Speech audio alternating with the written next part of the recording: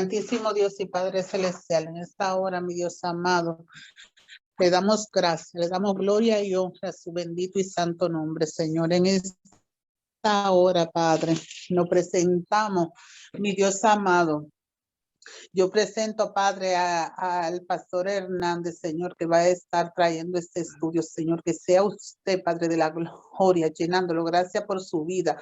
Gracias, Padre, por la disposición que él se pone, Padre, para enseñarnos, para darnos un poco de tanto lo que usted le ha dado a él, mi Dios amado, que siga usted llenándolo, Padre, que todo lo que salga de su boca, Padre de la gloria, sea primeramente para edificación a su santo y bendito nombre, mi Dios amado, y que sea, Padre, palabra para nosotros, no tan solo para ser oidores, sino ser hacedor y ponerlo también en práctica. Y así mismo, como Él lo está haciendo, mi Dios amado, que está dando con gracia, lo que por gracia ha recibido de usted, así mismo que lo hagamos nosotros. Que sea usted, Padre, preparando nuestra mente, nuestro corazón, que lo tenemos dispuesto, Padre, para recibir, Padre, esa palabra, mi Dios amado. Se lo pedimos, Padre, y nos presentamos con la disposición de recibir ese maná nuevo en el nombre poderoso de su Hijo amado Jesús. Amén y amén. Amén, amén. Gloria a Dios. Dios bendiga a mi hermana Alba que está conectándose. Amén. Vamos a seguir esta noche porque este tema es larguísimo acerca de Jesucristo y tenemos ya un poco de conocimiento acerca de lo que es la unión hipostática. ¿Se recuerdan de ello? La unión hipostática, que es el momento en que Cristo se une al cuerpo que fue preparado para que viniese a vivir aquí a la tierra, a un cuerpo de carne, al cual se le llamó, se le puso nombre de Jesús. Entonces, creo que ya estamos preparados para poder identificar lo que es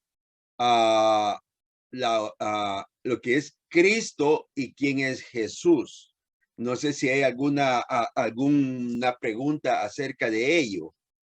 Si hay alguna duda todavía, quisiera saber para que me dejen saber.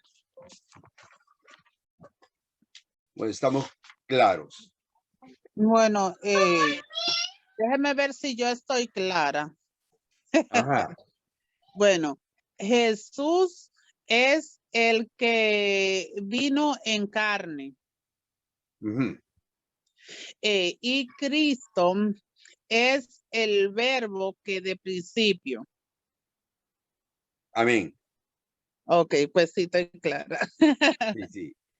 Cristo es el eterno, el que ha estado siempre con el Padre. Recordémonos que Cristo no es un nombre, sino que es un título, ¿verdad? El ungido. Dígame, hermana Rosa. Es su micrófono. Sí.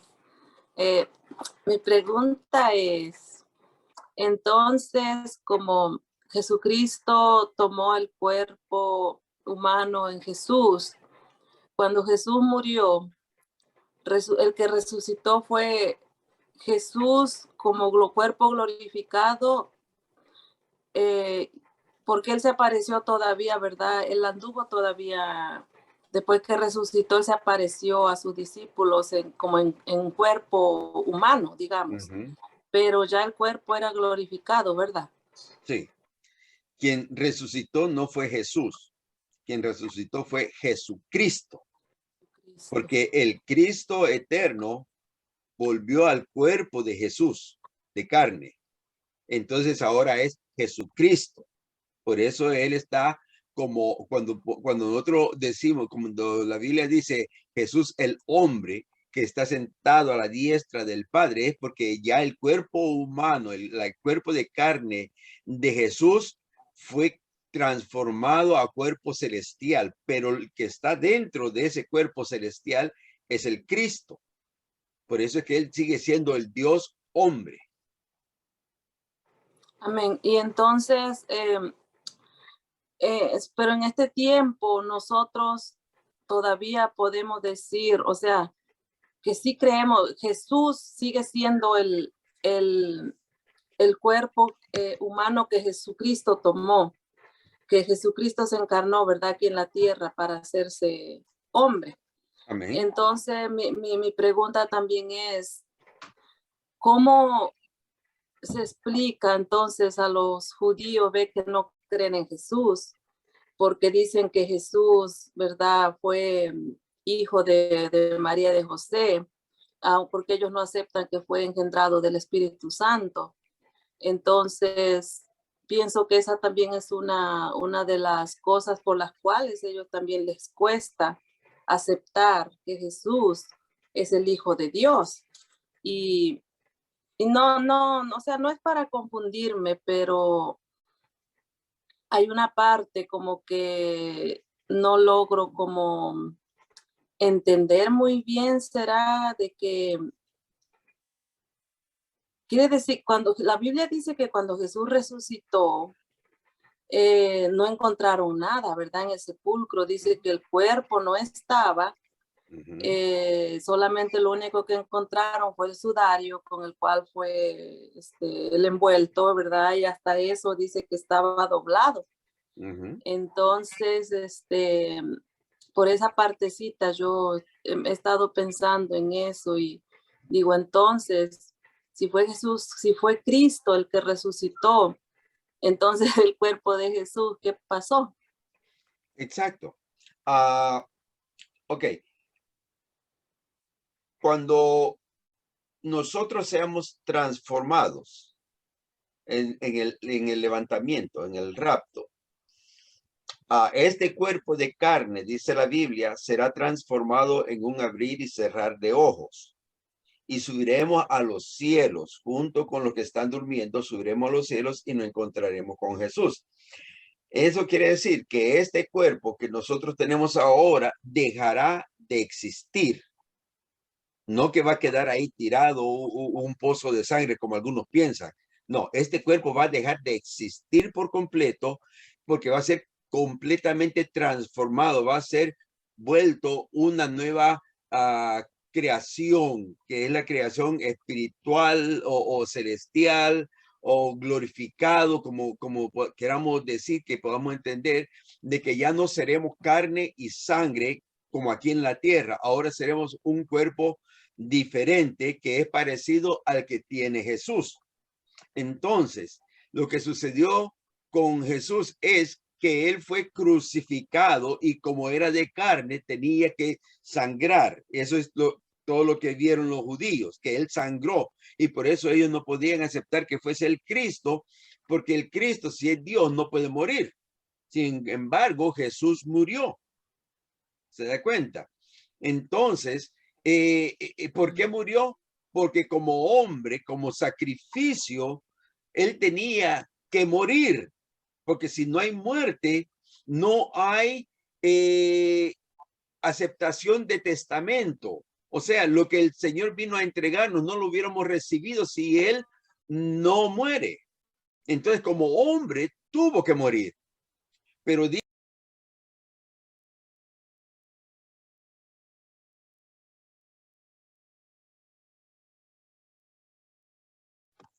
¿se me escucha hoy? Sí, ahora sí, pero se frizó por un rato y no se escuchaba Sí, nada. se me fue por un momento el internet. Voy a tener que cambiar fuente de internet para poder. Es lo que sucede cuando es en vivo.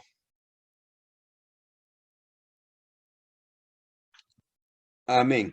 Entonces, lo que quiero explicarle es de que lo mismo que nos va a suceder a nosotros es lo que le sucedió a Jesucristo. Por eso nosotros vamos a seguir los mismos pasos que él llevó.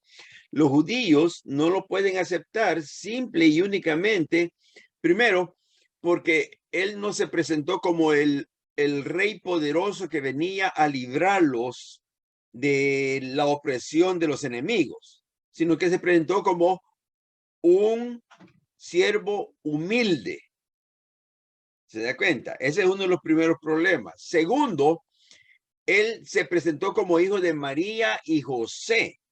Ellos pensaban que era hijo de José en la carne, pero la Biblia dice de que él fue hijo de Dios. O sea que el Espíritu Santo lo injertó dentro del vientre de María. José no tuvo nada que ver.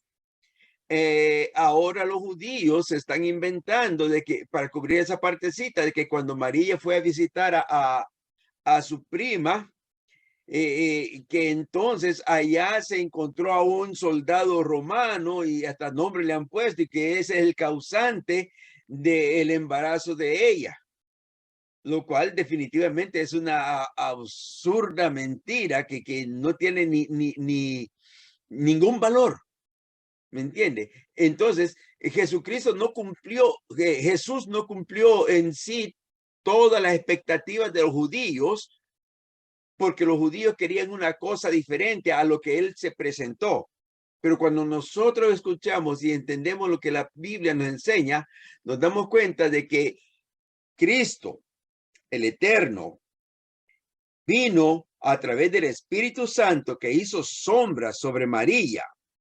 Se convirtió en un esperma que se injertó en el óvulo de María, el cual lo fecundó y se convirtió en un embrión humano para nacer de carne. Como hombre, nació, creció, vivió y llegó a la muerte. Pero en la muerte, cuando él está en la cruz, le dice al Padre, Padre, en tus manos encomiendo mi alma. No, le dice encomiendo mi espíritu, porque el espíritu es el que le hace que este cuerpo unido con el alma sea vivificado. Ahora, lo que había dentro de Cristo, de Jesús, no era un alma como la que usted y yo tenemos. Lo que había dentro de Jesús era el Cristo eterno. Entonces, por eso dice Pedro de que al morir él bajó a las profundidades para quitarle las llaves de la muerte al que tenía poder sobre ella. O sea, al diablo le quitó las llaves de la muerte y salió vencedor. Y por eso pudo recoger el paraíso, que antes se llamaba el seno de Abraham, lo recogió y lo llevó a las puertas de la ciudad celestial. Ahora, cuando él hizo todo esto, que es cuando le dijo a Magdalena, no me toques porque todavía no he subido a mi Padre, ya el Cristo se había vuelto a encarnar en su cuerpo de carne, que es Jesús, y transformado al cuerpo celestial que tiene ahora, que es el que nos ha prometido a nosotros. Entonces, ya esa unión es lo que conforma el Jesucristo, que es el que está ahora sentado a la diestra del Padre. En sí, el problema está en poder entender de cómo es que el Cristo volvió a entrar al cuerpo de Jesús. Pero eso es él es Dios, y él sabe cómo hacer las cosas y nos lo deja a nosotros para que nosotros podamos entenderlo como él es que lo hizo. ¿Me entiende? Amén. Sí, amén. Gracias, pastor. Amén. ¿Alguna otra pregunta? ¿No más preguntas? Amén. Entonces, hemos entrado al punto en que estamos averiguando si verdaderamente Cristo es el que vino a estar dentro del cuerpo de Jesús. Hemos hablado acerca de la profecía que comienzan allá en Génesis 3:16, 3:15, perdón, donde Dios le manda a la mujer y le dice de que su simiente iba a nacer uno que iba a dañarle la cabeza a la simiente de la serpiente, entendiendo de que la mujer no es la que da la simiente. Quien da la simiente es el hombre, la mujer solamente la fecunda. Entonces, esto es la primera profecía de que iba a haber una virgen, dijo Isaías, que iba a tener un niño. Y eso es lo que se cumplió en el tiempo de María. Ahora, ¿qué sucede con Cristo? Entendemos que Cristo era el que venía en el tiempo del Antiguo Testamento, venía y se presentaba al pueblo de Israel. Casi siempre se le llama el ángel de Jehová. Y hemos visto cómo se le presenta a Abraham, a Judá, perdón, a Josué, a muchos de los patriarcas se les presentó y ellos le reconocen como el ángel de Jehová. Pero que no solamente se presentó, sino que también los defendía. Amén. Vamos a buscar. Amén. Hemos dicho de que el Cristo se puede ver dentro de la Biblia en una forma indirecta debido a las declaraciones y una forma implícita debido a las acciones que él tomó. Vamos a ver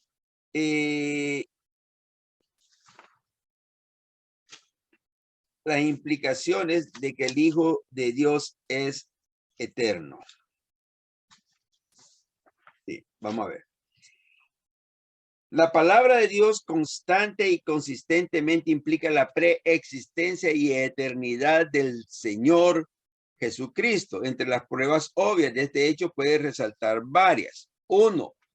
Las obras de la creación son adjudicadas a Cristo. Por tanto, Él antecede a toda la creación. Léame Juan 1, versículo 3.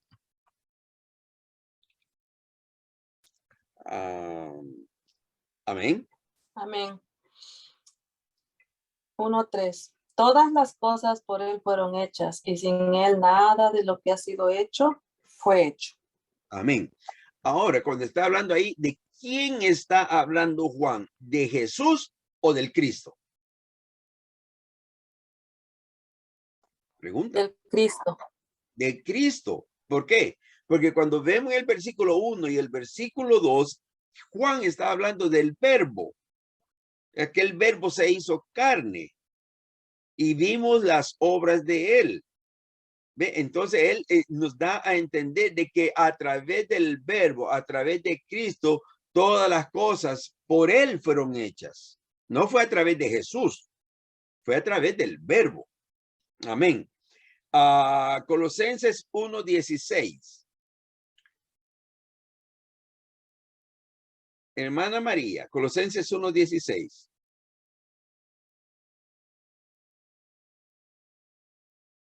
Amén.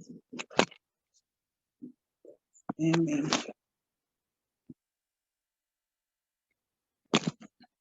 Colosenses 1:16. Amén.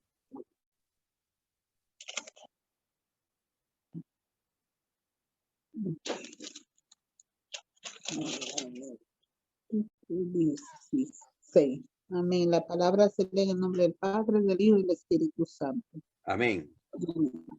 Porque en él fueron creadas todas las cosas, las que hay en los cielos y las que hay en la tierra, visibles e invisibles, sean tronos, sean demonios, sean principados, sean potestades. Todo fue creado por medio de él y para él. Amén. Léame después de la frasecita, sean tronos. Ok, sean demonios, sean principados. No dice demonios. Oh, dominios. Ay, perdón. Ay, Jehová de los ejércitos. Déjeme leerlo de nuevo. Sean tronos, sean dominios. Ay, Amén. Jehová. sean principados, sean potestades, todo fue creado por medio de él y para él. Gracias, pastor. Amén. No, a veces cometemos ese errorcito que leemos muy rápido y nos comemos una letra, a veces hasta una palabra completa y le damos otro sentido a lo que la palabra dice. Por eso es que siempre les digo, tengan cuidado cuando lean la Biblia, porque una pequeña palabrita, un pequeña tilde puede que todo haga cambiar, toda la perspectiva de lo que Dios quiere decir haga cambiar, y de ahí es donde comienzan los errores que después es difícil contradecirlos, pero que es bueno que nosotros tengamos ese cuidado. Amén. Sí, no, y mire que de dominio a demonio, aleluya. Aunque habla de lo mismo, porque verdaderamente los dominios y los principados está refiriéndose a las huestes infernales, pero hay que entender que no solamente es los demonios en sí, sino que aún las potestades que son mayores que los demonios son están bajo el mandato de Cristo, que él los creó también, aunque no los creó tal y como están, pero sí fueron creados por él. Ellos tomaron su camino como ellos quisieron. Bendito el nombre de Jesús. Entonces, ahí nos dice de que en él fueron creadas todas las cosas, en él. ¿Ok? Y que no hay nada en toda la creación, no hay nada que no haya sido creado por él. Él es el principio de todo. Él es el que en él, cuando estaban los tres reunidos allá en el principio de la eternidad, cuando estaba él solo, decidió en unión de los otros dos, se unieron y dijeron, vamos a hacer todo esto. Y fue él el que lo creó. Primero creó los cielos, luego creó los ángeles, después creó la tierra, después creó a Lucifer, después creó al hombre.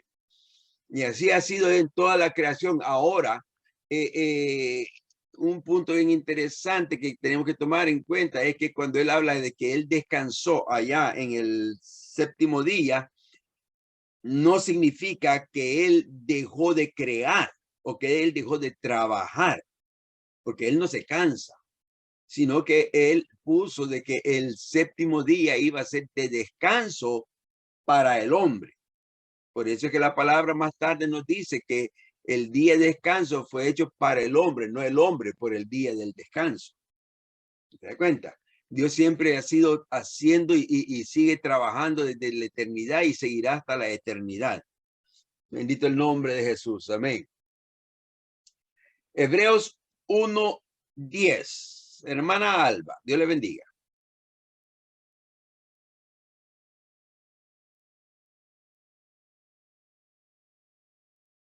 Hebreos capítulo 1, versículo 10.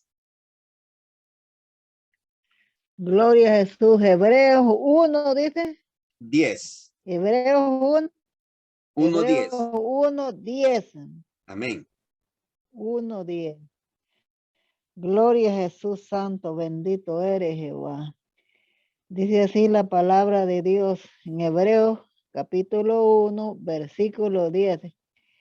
Y tú, oh Señor, en el principio fundaste la tierra y los cielos son obra de tus manos. Amén. Amén. En el principio creaste los cielos. O sea, todo esto nos da a nosotros a entender que el Espíritu Santo, que el Cristo de la gloria y que el Padre eterno son uno mismo y que los tres estaban en conjunto para hacer toda la creación que existe, que los tres son eternos, que no hay uno diferente del otro. No es que Cristo haya sido creado, que Dios lo creó, no. Cristo nunca fue creado. Cristo está desde el principio hasta la eternidad. Nunca va a dejar de existir ni ha dejado de existir. Él no es, ¿cuál es la palabra? No es, él es eterno. Él no es inmortal. Los ángeles son inmortales porque ellos fueron creados, aunque no tienen fin. El hombre es mortal porque tiene principio y tiene fin, pero luego será inmortal porque también tendrá una vida de eternidad, pero ha tenido un principio. Dios no tiene principio, Él es eterno. Y como ángel de Jehová, se apareció en el Antiguo Testamento a muchas personas. Estamos hablando de eso, de que se le apareció a Agar, se le apareció a Abraham, se le apareció a Jacob, se le apareció a Moisés, se le apareció a Josué. Amén. Y en todos, él dice de que no es la presencia. Podemos hacer la diferencia entre la presencia del Espíritu Santo, que para este punto quiero preguntar, en el Antiguo Testamento, ¿quién es el que estaba más manifiesto dentro para el pueblo de Israel? ¿Era el Padre? ¿Era el Cristo o era el Espíritu Santo? A ver, hermano Evodio, dime. Dios te bendiga. Amén, bendiciones. Amén. ¿Cuál era el que se manifestaba más? Ajá. Bueno, el ángel de Jehová, que solamente decimos que es Cristo Jesús. Es el que más se manifestaba, pues es el que tuvo contacto con los reyes y todos los que hablaban en nombre del Señor. Ajá. Déjame preguntarte, ¿quién era el que andaba como columna de nube en el día y columna de fuego en la noche? Yo creo que era el Espíritu Santo. El Espíritu Santo. ¿Quién era el que salía de la roca como agua? Como agua de vida. El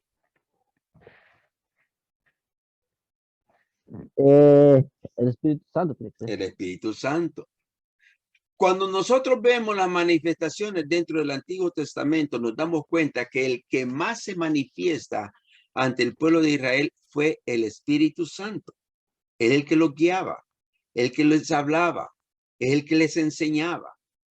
El Cristo se apareció varias veces, pero no era tanto como la manifestación del Espíritu Santo. Dígame, mi hermana María. ¿Y cómo usted puede sacar esa conclusión? Que fue el Espíritu Santo, por ejemplo, el agua, y no Cristo. Porque son las manifestaciones que él tiene. Él se manifiesta como viento, se manifiesta como fuego, se manifiesta como agua. Son las manifestaciones de él. El Cristo siempre se presentó en forma personal, que lo podían ver a una persona ahí al frente. Se recuerda cuando Abraham se llegaron a aquellos 3 hombres que él les dio de comer debajo del árbol y todavía fueron caminando y él los fue acompañando hasta que se fueron para Sodoma y él se quedó hablando con el tercero. 2 se fueron hacia Sodoma y el tercero se quedó con él y él se quedó hablando ahí con él. Ese era el Cristo, una forma personal. Cuando Josué se le presentó a aquel caballero allá antes de entrar a Jericó y él le dijo, eres de los nuestros o de nuestros enemigos. Y él le dijo, no, mas soy vengo por capitán de los ejércitos de Israel. Ese era alguien que él vio también. Al Espíritu Santo no se le ha visto forma. Es más, dentro de la presentación que hubo a Moisés en la zarza, no fue el Cristo el que se presentó, sino que fue también el Espíritu Santo el que le habló y lo llamó. ¿Por qué? porque fue una zarza que estaba en fuego, que sigue siendo la representación del Espíritu Santo. ¿Cómo sabemos eso? Porque en el Nuevo Testamento, allá en el libro de Hechos, capítulo 2, nos dice que cuando estaban allá en el aposento alto, vino aquel viento, manifestación del Espíritu Santo, fuerte, y se le aparecieron como llamas de fuego, representación del Espíritu Santo. ¿Se da cuenta? Entonces todo esto nos enseña de que sí, en el Antiguo Testamento, quien más actividad tenía es el Espíritu Santo. Y ahora mismo, en nuestro tiempo, quien más actividad tiene es el Espíritu Santo. Cristo está en nuestras vidas a través del Espíritu Santo. El Padre y el Cristo y Jesucristo vienen a morar con nosotros en nuestro corazón a través del Espíritu Santo. El Espíritu Santo es el que ha tomado prácticamente todo el control de la creación. El que ve es la forma como el Señor tiene en control todo lo que existe. ¿Ve? Y los tres siguen siendo uno. ¿Se recuerda allá en el principio, cuando la tierra estaba desordenada y vacía? ¿Quién estaba sobre las aguas del abismo? El Espíritu Santo. ¿Se da cuenta? Aunque en cierto punto la persona más importante dentro de la Biblia para nosotros como seres humanos es Jesucristo, porque él fue el que dio la vida para que nosotros fuésemos salvos.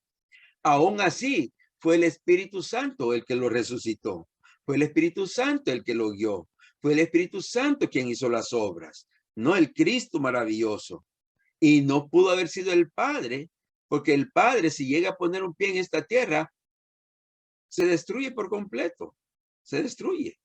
¿Por qué? Porque él es demasiado lo que es en sí Dios en su plenitud. Cosa que nosotros entendemos poquito nada más, pero que el Señor nos deja saber para que podamos entender la grandeza que hay de Dios para nuestras vidas. Amén. Hermana María, ¿estamos bien? Amén, sí. Gracias. Amén. Amén. Entonces, también nos damos cuenta que es Dios, que es el Cristo, el que defendía al pueblo de Israel allá en el Antiguo Testamento. ¿Ok?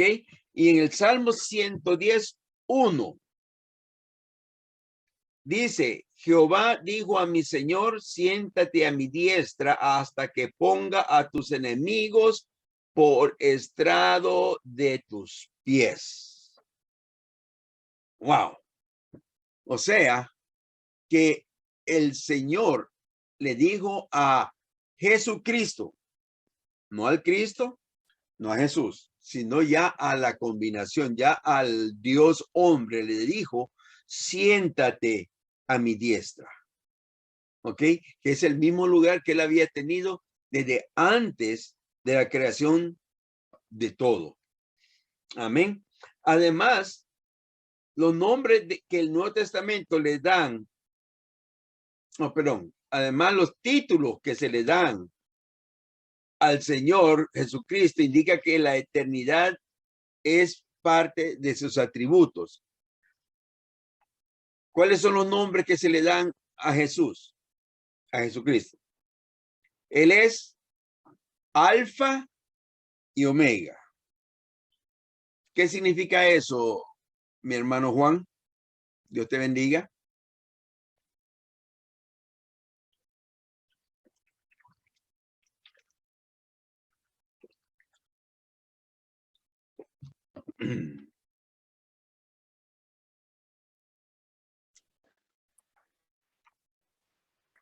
Amén.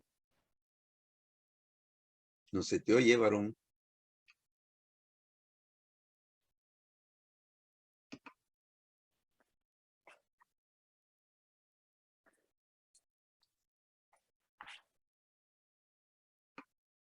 No te oigo.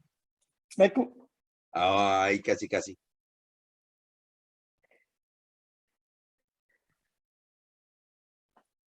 Sé que quitaste el micrófono, pero no se te oye.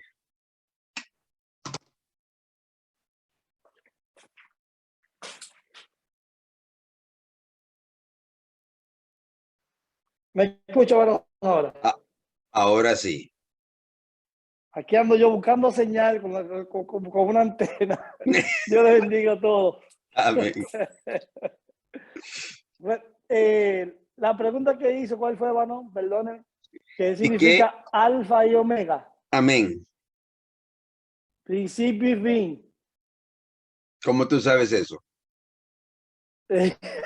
Ah, ¿Cómo así? ¿Cómo así? Explícame eso. Que ¿Cómo yo sí. sé eso? ¿Por qué se le aplica a principio y fin cuando dice alfa y omega? ¿Cuál es la Varón, pues razón? sabemos que el Señor fue quien creó todo. Amén. Él fue el creador del cielo y de la tierra, el del principio. Amén. ¿Pero qué quiere decir alfa y omega entonces? Bueno, no sabía decirle que la respuesta que usted anda buscando. Amén, amén, amén. Vamos a ver, hermana Saraí.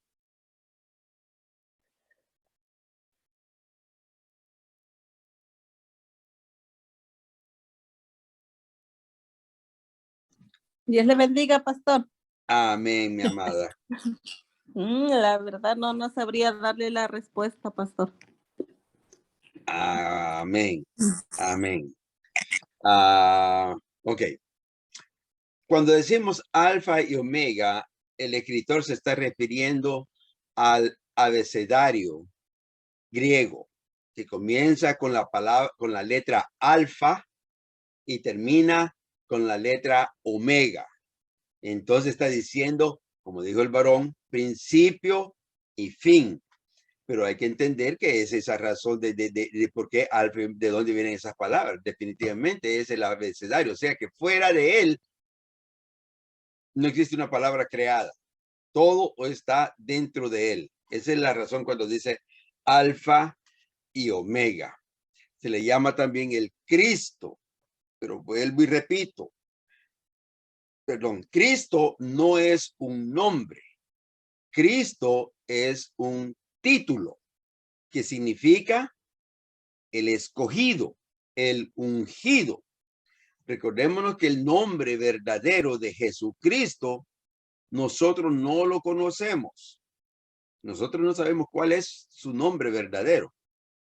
Dice en el libro de Apocalipsis 19 de que vino el jinete en caballo blanco que traía la corona y salía de su espada, de su boca una espada aguda y que traía en su muslo un nombre escrito que solamente él conoce. Ese es el nombre de él. No hay otro nombre que nosotros podamos darle porque ese lo podemos llamar Jesús, lo podemos llamar Cristo, Jesucristo, pero esos son títulos que él recibió. Cuando decimos Cristo, estamos hablando del ungido. Cuando decimos Jesús, es el hombre en la carne. Cuando decimos Jesucristo, es el Dios hombre, pero su nombre verdadero no lo sabemos. Amén. Y también se le llama admirable. Admirable. Hermana Irene, Dios le bendiga. ¿Por qué se le llamará admirable al Señor Jesucristo?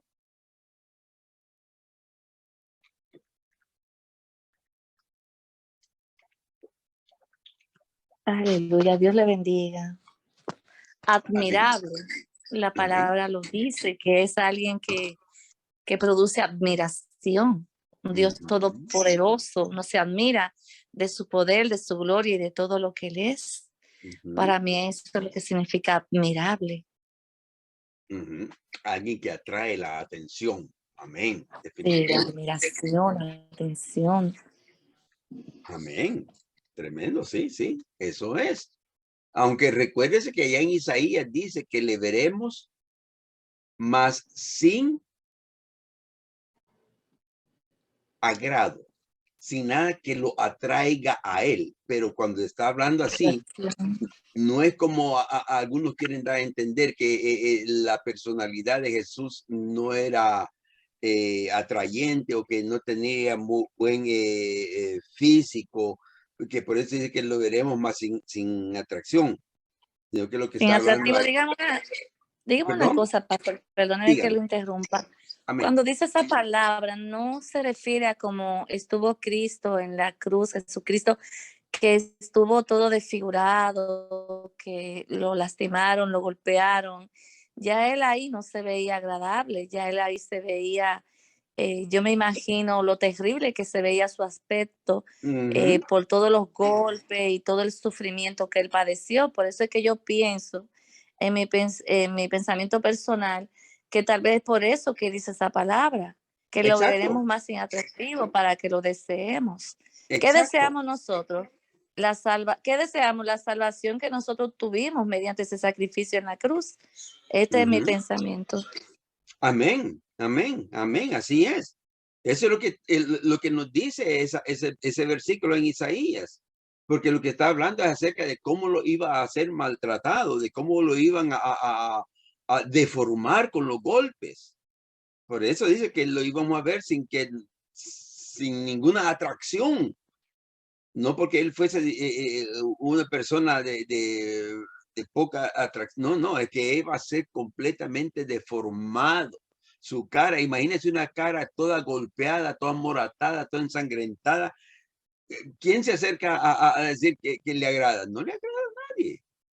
Nadie puede ver a una persona en esa condición que dice, wow, tremendo. No. Sin embargo, eso es lo que él pasó por nosotros. Por eso dice que lo debemos ver sin atractivo. Pero sí, él es admirable y dice que él es consejero, dice que él es Dios fuerte. Y lo que más atrae de lo que dijo Isaías es que él es Padre eterno. ¿Cómo Jesús puede ser Padre eterno? ¿Cuál es la razón de que él se le llama Padre eterno? Muchas personas han hablado acerca de esa pregunta de por qué siempre es dándole más honor al hombre que a la mujer, porque la Biblia habla mucho de los hombres y poco de las mujeres y de que por qué siempre padre, por qué no madre. ¿Quién me da una respuesta ahí en eso?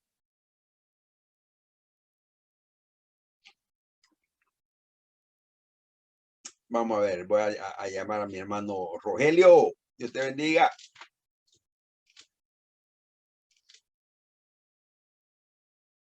Te bendiga, pastor.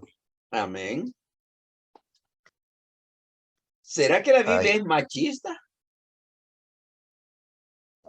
Bueno, por lo que yo entiendo que en aquel entonces se le declaraba al hombre, pues, la palabra era para todos, ¿verdad? Pero más se relacionaba más para el hombre, porque no sé si se da cuenta que en alguna palabra dice que cuando, bueno, creo que en el Nuevo Testamento Pablo decía que los hombres hablaran y las mujeres quedaran calladas, ¿verdad? Más o menos yo me voy ahí, por eso es que se hablaba más del hombre. Ok. Más o menos así. Sigue la pregunta, ¿será que la Biblia es machista? No. Vamos a ver. Varón.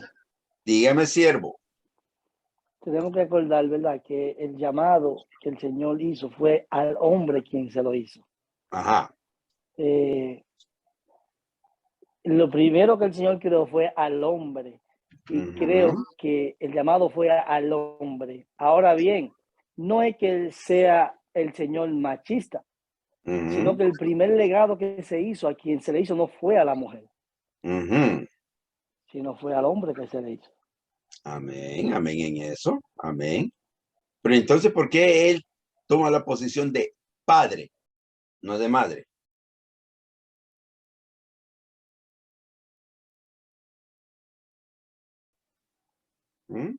Ay, no sé, ¿no? Hermano Evodio.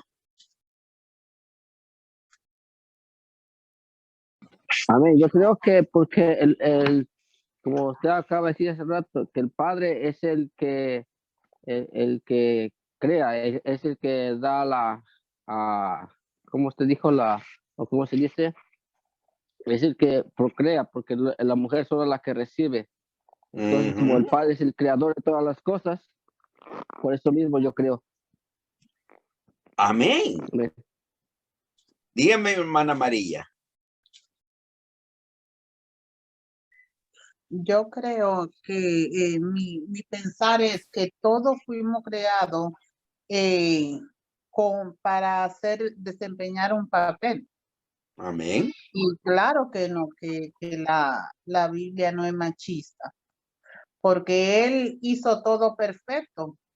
Desde al hombre le dio su error que tiene él. Él es que, como estaba diciendo el hermano Evodio, nosotras somos instrumentos, al igual que los hombres, para dar a luz, para traer vida al mundo. Pero el hombre es el que procrea. Entonces, desde el principio, como estaba diciendo el hermano Juan, él le dio el mandato al hombre, que le dio, que él era que tenía que darle los nombres, que él era el que tenía que por decirlo así, velar por lo que estaban ya y los animales. Y sucesivamente también después también llamó a Abraham, a Noé, y a cada uno de esos caballeros le dio su papel, al igual que le dio a las mujeres, puesto que escogió a una mujer para que su hijo venga al mundo. Amén. Entonces, Amén. eso lo deja indicar que todos tenemos nuestro papel importante para el Señor. Y ninguno somos más que otro, ni menos que otro. Sino que son papeles diferentes, pero necesarios e indispensables. Amén. Amén. Tremenda respuesta. Dígame, Oro. Así que usted dice que si la Biblia es machista, yo no lo creo, porque la Biblia especifica cómo se debe tratar a las mujeres y dice que también se debe tratar como un vaso frágil. Entonces no está diciendo que hay que golpear a la mujer ni nada por el estilo. Entonces, yo no creo que es machista porque cada quien le dio una función, ¿verdad? Y cada quien debe cumplir su función. Amén. Amén. Dime, pastor, Dios te bendiga. Dios le bendiga, Pastor Hernández. Amén. ¿Verdad? Cuando vamos a hablar de esas palabras, si la Biblia es machista o si Dios es machista, yo creo que son términos que ni deberíamos de usarlo porque hasta feo se oyen, machista. Y, ¿verdad? Mejor hablemos de paternidad, hablemos de, ¿verdad? Amén. Se oyera hasta más bonito, amén. Amén. El problema está que, amén, entre nosotros sí lo entendemos y sabemos. El problema está de que afuera, que es lo que nosotros estamos tratando de buscar ahora, es ver cómo nosotros podemos resolver esas palabras que nos vienen a tirar a nosotros como que si fuese un golpe que nos quieren dar. Cuando nosotros hablamos acerca de ese término, lo que tenemos que entender es que Dios no tiene preferencia de nada. Dios no, ante Dios todos somos iguales. La misma Biblia lo dice, que el hombre fue ante Dios, pero que la mujer es de donde nace el hombre. Entonces, ante Dios no hay ni más ni menos, todos somos iguales. La palabra padre, que es la que se usa para tratar de degradar en sí a lo que la palabra dice, lo que nos está hablando es, como dijo mi hermano Evodio, está hablando del que da la simiente. Dios es el que creó y mandó al hombre a que procreara. entonces es el que da la simiente. La palabra padre no significa hombre, significa el que da la simiente. Y a la mujer le dio para que fuese fecundada, para que ella hiciese crecer la semilla que el hombre da. Entonces, lo que nosotros tenemos que entender es de que no es por género que el Señor habla, sino, como dijo mi hermana María, por la actitud que toma el hombre en sí, de cuál es el papel que él toma. Allí es donde nosotros podemos entender por qué se dice padre, porque habla mucho de los hombres. Y no es que deje como diríamos, en menos a las mujeres. No, no es como quieren tomar el versículo de 1 Corintios 14, donde dice que le manda a las mujeres que caen en la congregación. No, a la mujer siempre le da su papel de importancia. Si no, dígame por qué le dijo a Eva que de la simiente de ella iba a nacer uno que iba a aplastar en la cabeza al enemigo, de la mujer, no del hombre, no del hombre. Y fueron muchas las mujeres que tuvieron gran parte dentro de la genealogía de Jesucristo. No hablamos solamente de las que eran de Israel, sino de las que venían de afuera también. En fin, cuando hablamos acerca de cuál es la razón por qué se habla tanto de padres y de hombres, es simplemente por eso, porque habla de la semilla que Dios mandó a que se regase y se procrease y creciese y se extendiese.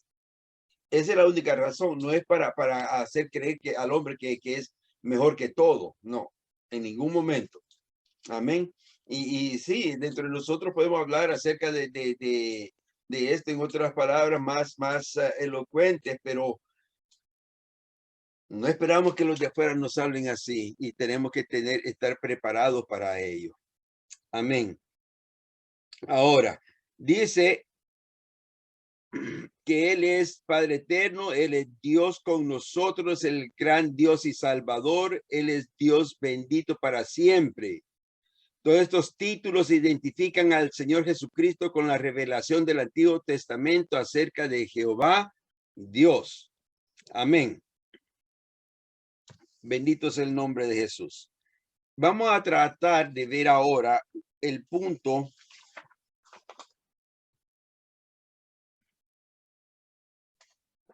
vamos a ver, léame ahí en Mateo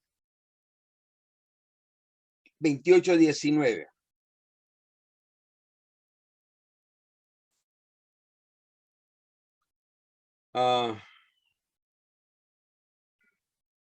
Dios bendiga a mi hermana Daisy. Léame Mateo 28:19.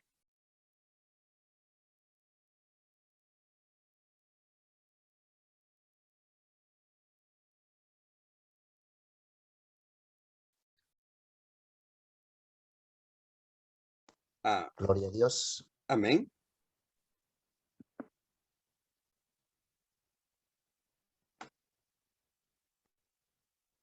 ¿Lo leo, pastor? Amén. Ok. La palabra de Dios dice así: por tanto, id y hacer discípulos a todas las naciones, bautizándolos en el nombre del Padre y del Hijo y del Espíritu Santo. Amén. Amén. Este versículo y otros más nos dan a ver la relación que existe entre el Padre, el Hijo y el Espíritu Santo, que los tres tienen la misma cualidades, que los tres son el mismo Dios, que los tres son importantes, que ninguno es menos que el otro, que no hay uno que sea mayor que los demás. Ni el Padre es mayor que el Hijo, ni el Hijo es mayor que el Espíritu Santo, ni el Espíritu Santo es mayor que el Padre. Los tres son iguales. ¿Cómo podemos nosotros acercarnos en eso? Vamos a ver qué dice Hechos 2:38. Hechos 2:38. Dice, Pedro les dijo, arrepentíos y bautícese cada uno de vosotros en el nombre de Jesucristo para perdón de los pecados y recibiréis el don del Espíritu Santo.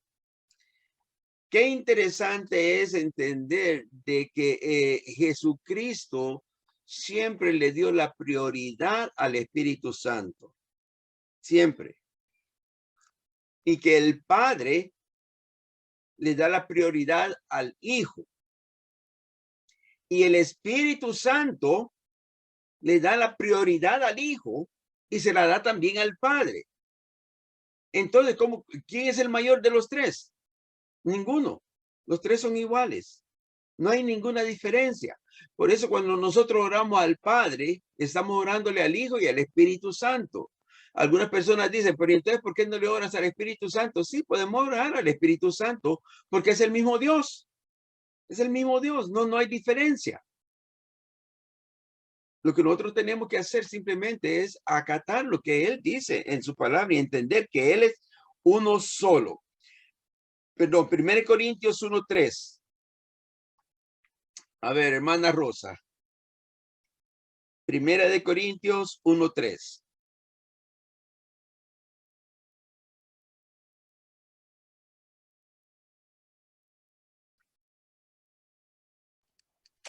Estoy buscando, pastor, perdón. 1 Corintios 1:3.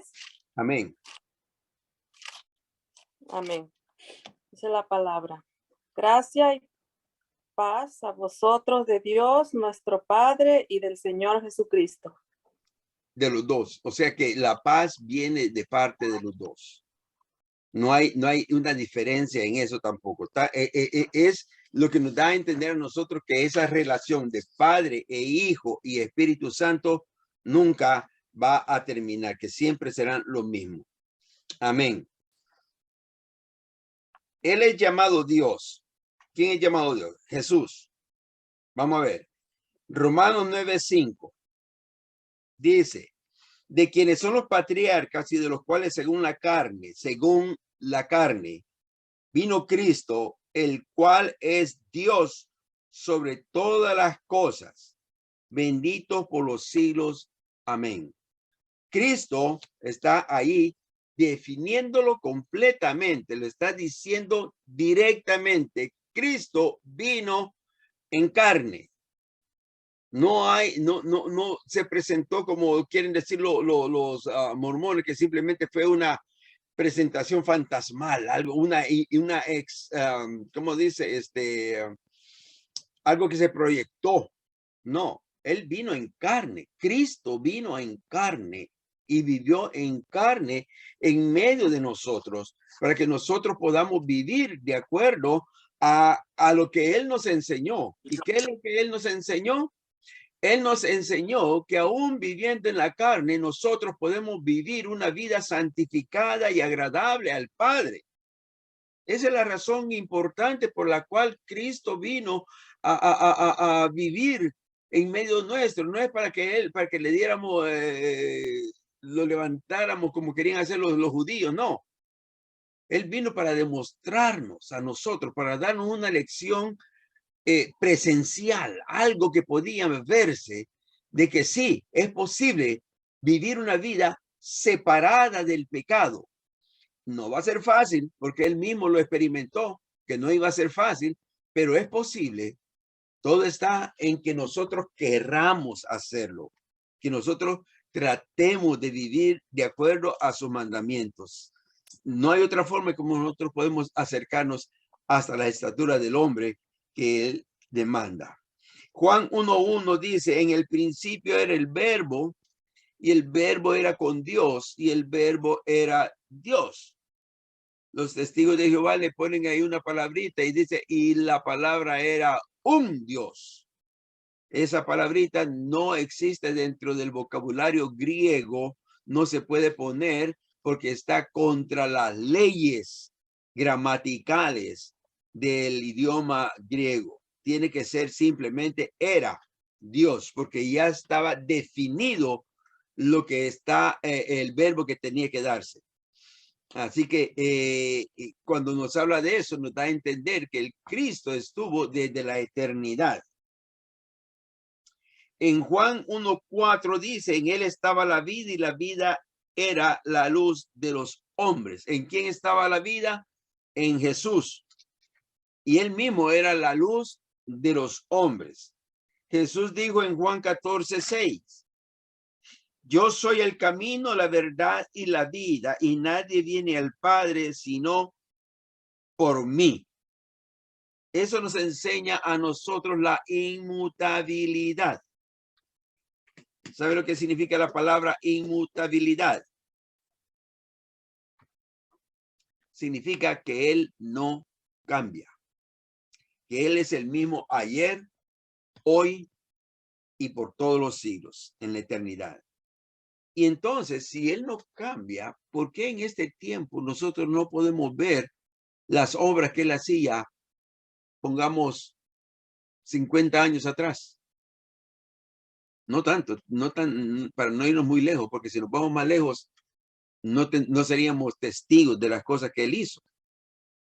¿Por qué será que en este tiempo, entonces, si Dios es el mismo de ayer, hoy y siempre, por qué Él no obra hoy como obraba antes? ¿Cuál es la razón? ¿En qué, cuál es el cambio?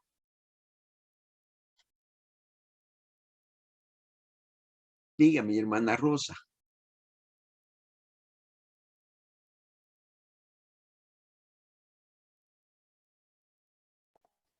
Repita la pregunta, pastor, por favor. Si Dios es el mismo ayer, hoy y siempre, si Él no cambia, ¿por qué nosotros no podemos ver las obras que Él hizo antes? ¿Por qué no las podemos ver ahora? Tal vez por falta de búsqueda, por falta de sometimiento a Dios, falta de fe, tal vez la incredulidad que a veces hay en nosotros, que todo lo vemos, ¿verdad? A veces de una forma negativa y creemos que no se va a poder lograr o hacer el milagro que a veces uno está esperando, ¿verdad? Pienso yo. O sea que el problema no es Dios, el problema somos nosotros. Somos nosotros también. Somos nosotros el problema. Porque ya no estamos viviendo la vida de acuerdo a como Dios quería que la viviéramos.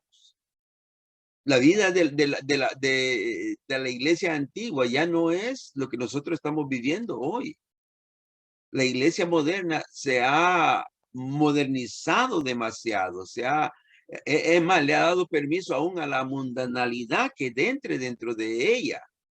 Le ha dado permiso a muchas cosas que Dios dijo que tuviéramos mucho cuidado para que no fuésemos a ser contaminados. Y sin embargo, la iglesia moderna en el mundo entero ha fallado en ese punto, pero el Señor lo había dicho.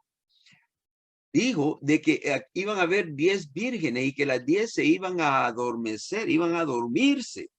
Y eso es lo que está pasando hoy en este tiempo. La iglesia sigue dormida, cree de que no va a pasar ya nada más. Y es más, hay muchos lugares donde ya no se habla de la venida de Cristo.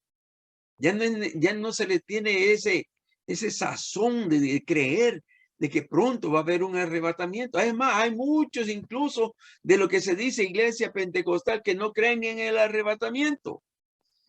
Están viviendo una vida más alejada de Dios.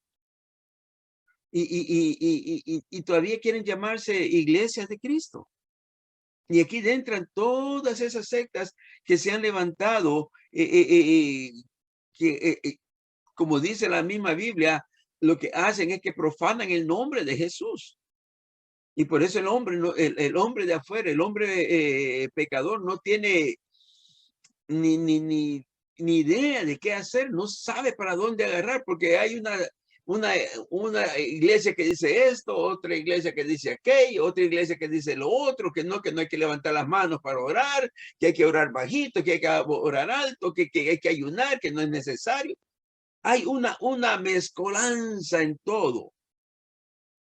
Pero dentro de todo esto, está todavía un remanente que todavía se mantiene siguiendo la doctrina que Cristo demandó, sabiendo que si él le demandó al Antiguo Testamento, también le demanda al Nuevo Testamento, y se lo demanda doble, porque en el Antiguo Testamento no fue comprado con sangre, nosotros sí fuimos comprados con sangre. En el Antiguo Testamento Dios no estuvo en carne en medio de ellos, con nosotros sí estuvo en carne. Y a nosotros se nos ha dado mayores promesas. Al Antiguo Testamento, a los israelitas se le prometió la tierra, que esa es la tierra nueva que está creada. A nosotros se nos ha prometido la ciudad celestial. Por lo tanto, nosotros somos más deudores para con el Señor que lo que eran los del Antiguo Testamento. ¿Se da cuenta? Y por eso es que nosotros estamos supuestos a tener una vida diferente a lo que el mundo, las otras sectas tienen. Tenemos que ser una iglesia vivificada en el Espíritu. Hace poco estaba leyendo sobre unos disque pentecostales que no creen ni en el don de lenguas y están en contra y enseñan y tienen mucha temática para tratar de desengañar a los que creen en el don de lengua. Y nosotros tenemos que estar cuidado con eso, tenemos que tener mucho cuidado y prepararnos para saber, como dijo Pedro, presentar defensa de la fe que profesamos. Así que son las 6:10. Vamos a llegar hasta aquí para que así podamos entrar nuevamente a la oración a las 7. Amén. Si alguno tiene alguna pregunta antes de que cerremos, alguna opinión, alguna aportación. Amén, pastor. El pastor Benítez dice que no se debe de hablar acerca del machismo de la Biblia, pero en las protestas de feministas de eso se habla. Ellos quieren romper el patriarcado de la Biblia, hablan mucho de ello, de eso, de lo que habla. Si ellos dicen que quieren romper el patriarcado de Dios, el machismo de Dios, ellos hablan mucho de eso en las protestas feministas. Sí, entonces ellos están en contra de la Biblia porque ellos lo que ellos quieren, las feministas. Amén. Amén. Sí, por eso que estoy diciendo de que nosotros tenemos que estar preparados para toda esta presentación, así como ellos lo hacen. Sí, es bonito hablar en una forma más, como diríamos, más bonita, pero el mundo no nos va a hablar a nosotros así. Si usted no está preparado con esas palabras que ellos tienen, yo estaría fallándoles a ustedes. Tendría que empezar de nuevo para poder traerles en qué tienen que estar preparados y cómo tienen que estar preparados, para así ustedes también pueden enseñar a otros lo que la palabra en sí enseña. Amén. Si no hay nadie más. Aló. Varón, ¿y usted venía, pastor? Sí, pastor, soy yo. No, cuando yo me refería al concepto de la Biblia, no me refería al concepto de la sociedad. Amén, amén, sí. Sí, yo entendí eso, que sí, que dentro de lo que es la palabra y dentro de nosotros, la iglesia, sí, tenemos que usar unas palabras diferentes, porque la misma Biblia nos demanda que tenemos que cambiar nuestro vocabulario. Pero el mundo es el que nosotros tenemos que estar preparados para ello. Sí, yo entendí eso, pastor. Amén. Yo creo que los hermanos también lo entendieron ya. Amén. Pues entonces vamos a orar para poder entregar esta parte y así nuestros hermanos pueden volver, tomar un descanso y volver a las 7. Los espero por acá para que podamos tener ese momento de coinonía en la oración. Amén. Padre Santo, bueno, misericordioso Dios, te damos gracias en esta hora por la misericordia que has tenido para con nuestra vida, Señor, y ayudarnos, Padre eterno, aleluya, a buscar de cerca, Padre eterno, aleluya, de tu palabra, Señor, a que nos has abierto, Señor amado, el conocimiento para poder verte más de cerca, Señor. Ayúdanos, Señor amado, aleluya, para que todo lo que tenemos, Señor, todo lo que oigamos y todo lo que digamos, Señor, sea de agrado a ti, Padre eterno. Bendice a cada uno de mis hermanos, Señor amado, los que salieron también, Padre eterno, aleluya, y permite que podamos, Señor amado, cada día buscar más de ti, Señor, dando la fuerza, Señor, fortalécenos, Señor, y dándonos el ánimo para volver a este lugar, Señor, y así, Señor amado, unidos poder alabar y glorificar tu nombre, Señor. Gracias te damos, Señor, en esta noche, dándote a ti la gloria, la honra y la alabanza. Gracias, mi Señor, en el nombre santo de Cristo Jesús. Amén